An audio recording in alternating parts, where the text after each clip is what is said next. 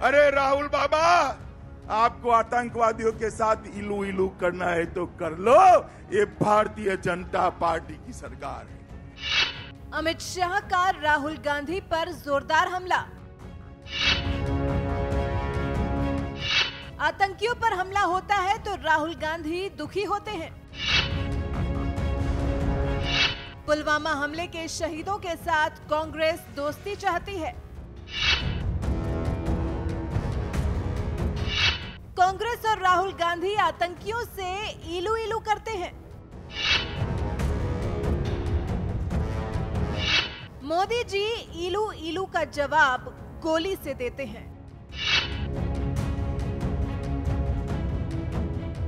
लोकसभा चुनाव अपने चरम पर पहुंच चुका है और कांग्रेस हो या बीजेपी या क्षेत्रीय दल, सभी पूरी गर्मजोशी के साथ चुनावी मैदान में उतरकर एक दूसरे पर जोरदार हमला बोल रहे हैं और जनता और माहौल को अपनी तरफ खींचने की कोशिश कर रहे हैं। एक तरफ राहुल गांधी चौकीदार को चोर कह रहे हैं तो दूसरी तरफ प्रधानमंत्री मोदी कांग्रेस को घेरने में भी कोई कोर कसर नहीं छोड़ रहे हैं।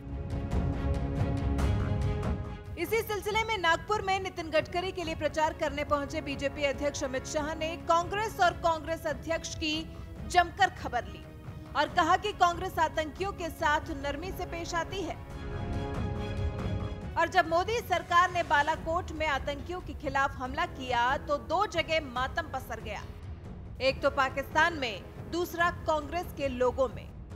जब पुलवामा हमला हुआ तो देश गुस्से में था, लेकिन कांग्रेस हमले को नकार रही थी और कह रही थी कि बातचीत होनी चाहिए। हमले का बदला हमला होता है, लेकिन राहुल गांधी आतंकियों के साथ इलू इलू करना चाहते थे। दो जगह पे छातियां पीटने लगे लोग। एक तो पाकिस्तान में, वो तो बरोबर ही है, उन पर हमला हुआ था, इनकी तो नानी मर गई थी। और दूसरा, राहुल बाबा की कांग्रेस पार्टी में भी मातम छा गया, वो भी हाय तौबा करने लगे। ये शाम पित्रोड़ा बोलने लगे, क्यों बम गिरा रहे हो, बातचीत करो। 5-6 लोग गलती करते हैं तो एक देश पर बम नहीं गिराते हैं। मुझे बताओ नागपुर वालों, 40 जवानों को जो मार दे वो आतंकवादियों को बम से उड़ाना चाहिए या नहीं उड़ाना चाहिए? जोर से बोले, उड़ाना चाहिए नहीं उड़ाना चाहिए? अरे राहुल बाबा, आपको आतंकवादियों के साथ इलू इलू करना है तो कर लो, ये भारतीय जनता पार्टी की सरकार है। अमित शाह यही नहीं रुके और आगे कहा कि राहुल बाबा केरल में ऐसी जगह से चुनाव लड़ रहे हैं जहां उनके जुलूस को देखकर समझ में ही नहीं आता कि जुलूस हिंदुस्तान में निकल रहा है या फिर पाकिस्तान में। और इस बात से आप समझ सकते हैं कि कांग्रेस कितना डरी हुई है। साथियों, डरना नहीं है, क्योंकि मोदी जी आपके साथ हैं। शाह ने आगे कहा कि विदर्भ की सभी सीटों पर एनडीए के प्रत्याशी जीतेंगे, जहां से हमारी विचारधारा की शुरुआत हुई है, वहीं से 2019 की हमारी विजय यात्रा भी शुरू होगी। अमित शाह ने नागपुर के उम्मीदवार नितिन गडकरी की भी खूब तारीफ की और कहा कि इनको भारी मतों से विजयी बनाकर भेजें। कुल मिलाकर ये बात कही जा सकती है कि आतंकवाद को लेकर कांग्रेस का ये साफ रुख कांग्रेस पर ही भारी पड़ रहा है और इसी कमजोर नस को देखकर बीजेपी जोरदार हमला कर रही है। अब देखना होगा कि 23 मई को होता क्या है, लेकिन एक बात तो तय है कि आतंकवाद को लेकर कांग्रेस बैकफुट पर है और बीजेपी फ्रंट फुट पर खेल रही है। ये नरेंद्र मोदी की सरकार है, यहां वहां से गोली चलेगी, यहां से गोला चलेगा, ईंट का जवाब पत्थर से दिया जाएगा। और मित्रों, ये कांग्रेस पार्टी को शर्म आनी चाहिए। अभी अभी समझौता ब्लास्ट का रिजल्ट आया, सारे लोग असीमानंद जी समेत निर्दोष छोड़ दिए। कोर्ट ने कहा इनके खिलाफ षड्यंत्र हुआ है। मैं कहना चाहता हूं, जिस कांग्रेस पार्टी ने, जिस शिंदे जी ने, जो चिदंबरम ने और राहुल बाबा ने स्वयं हिंदू टेरर, भगवा टेरर कर दुनिया में, पूरी दुनिया में हिंदू समुदाय को बदनाम करने का काम किया था। वो हिंदू समुदाय जो चींटी हमें काटती है, उसको भी जिंदा रहने के लिए हर रोज हमारी माताएं बहनें आटा खिलाती है। वो हिंदू समुदाय कभी टेररिस्ट हो सकता है क्या? आपकी ओछी राजनीति करने के लिए हिंदू टेरर का मुद्दा उठाया। आज कोर्ट में दूध का दूध, पानी का पानी हो गया। कोर्ट ने कहा हिंदू टेरर जैसी कोई बात नहीं है, ये राजनीतिक षड्यंत्र था। मैं नागपुर की भूमि पर से राहुल गांधी से जवाब मांगना चाहता हूं कि पूरी दुनिया में आपने हिंदू समुदाय को बदनाम किया है। आपको चाहिए चुनाव के पहले समस्त देश के हिंदू समुदाय की आप माफी मांगनी चाहिए, माफी मांगनी चाहिए या नहीं मांगनी चाहिए? मांगनी चाहिए या नहीं मांगनी चाहिए? मगर वो कभी नहीं मांगेंगे मित्रों, ये इनकी फितरत नहीं है। मैं आपको बताना चाहता हूं, अभी अभी कश्मीर के अंदर कांग्रेस और एनसीपी का नेशनल कॉन्फ्रेंस का गठजोड़ हुआ है।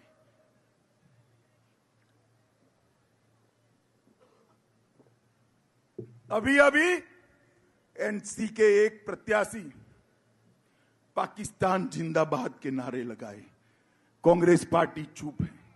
अगर हमारा कोई साथी पाकिस्तान जिंदाबाद के नारे लगाए, इलेक्शन हारे या जीते, दूसरे दिन भारतीय जनता पार्टी उससे गठबंधन तोड़कर मुक्त कर देगी।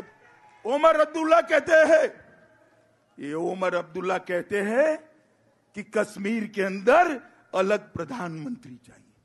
क्यों भाई? कश्मीर को पिताजी की भूमि मानते हो? कान खोल कर सुन लो राहुल बाबा, कान खोल कर सुन ले ओमर अब्दुल्ला जी।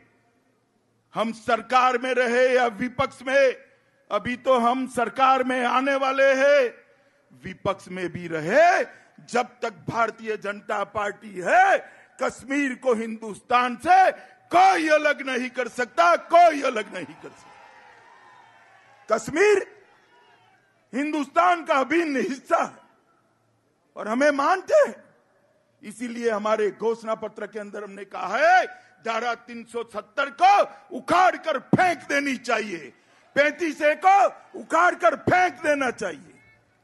और ये राहुल बाबा अपने गठबंधन के लिए केरल के अंदर ऐसी सीट पर जाकर खड़े हैं कि मालूम ही नहीं पड़ता जुलूस निकलता है तो भारत है या पाकिस्तान का जुलूस है, मालूम ही नहीं पड़ता। ऐसी जगह जाके खड़े हो, इसलिए वो चुप हो गए। ना धारा 370 के लिए बोलते हैं, ना नेशनल कॉन्फ्रेंस के लिए बोलते हैं। मगर मैं कहना चाहता हूं, नरेंद्र मोदी के नेतृत्व में भारतीय जनता पार्टी की सरकार बनने वाली है। हमारे प्रथम अध्यक्ष श्यामा प्रसाद मुखर्जी ने वहां अपना बलिदान दिया है। कश्मीर को हिंदुस्तान से कोई ताकत अलग नहीं कर सकती है मित्रों, कोई ताकत अलग नहीं। मित्रों, आज मैं आप सभी से और ये मंच के माध्यम से समग्र विदर्भ की 8 लोकसभा कॉन्स्टिट्यूएंसी की पूरी जनता को अपील करने आया हूं। 11 तारीख को मतदान है। अब यहां माताएं बहनें बैठी है, मटकी खरीदने जाते, गर्मी है, मटकी खरीदने जाते हैं, 200 रुपये की मटकी होती है, टकोरा लगाकर देखती है या नहीं देखती है? आपको मटकी पक्की है या कच्ची है देखा जाता है, नहीं देखा जाता है? जरा जोर से बोलो, देखा जाता है नहीं अरे 250 रुपये की मटकी को टकोरा लगाते हो, देश किसके साथ हाथ में देना है? जरा टकोरा लगाकर देख लेना, गलती न हो जाए, गलती न हो जाए। बताओ किसके हाथ में देना है? जोर से बोलो किसके हाथ में देना है? और जोर से बोलो किसके हाथ में देना है? मित्रों, नरेंद्र मोदी जी के अलावे इस देश को कोई सुरक्षित रख नहीं सकता। मोदी के अलावे पाकिस्तान को कोई जवाब दे नहीं सकता। मोदी के अलावे आतंकवाद को कोई जवाब दे नहीं सकता।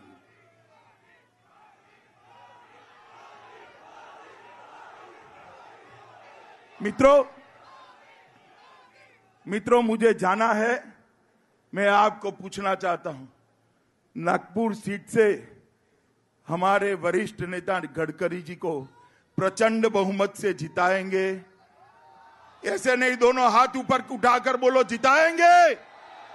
कमल के निशान पर बटन दबाएंगे, जीत के सारे रिकॉर्ड तोड़ेंगे, नरेंद्र मोदी सरकार बनाएंगे, देश को विकास के रास्ते पे ले जाएंगे, आतंकवाद को मुंह तोड़ जवाब देंगे, कश्मीर को हिंदुस्तान का बनाए रखेंगे, पाकिस्तान को मुंह तोड़ जवाब देंगे।